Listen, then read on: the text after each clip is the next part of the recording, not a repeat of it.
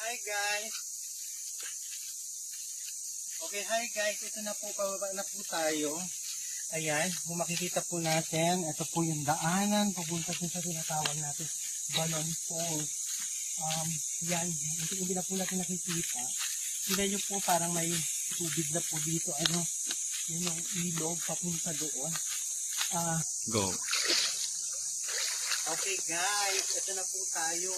Malapit na po tayo makarating sa tinatawag natin Balon Falls. Ito po yung isa sa mga madadaanan po natin.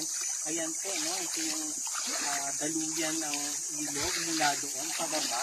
Dito po makikita natin itong ilog na ito. So, I think a year ago na po ako nakapunta ulit dito. So, this time tingnan natin ano ba ang pagbabago sa lugar na ito. Tara guys.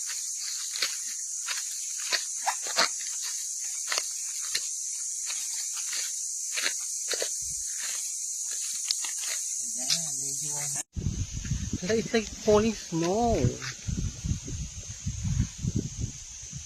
my God.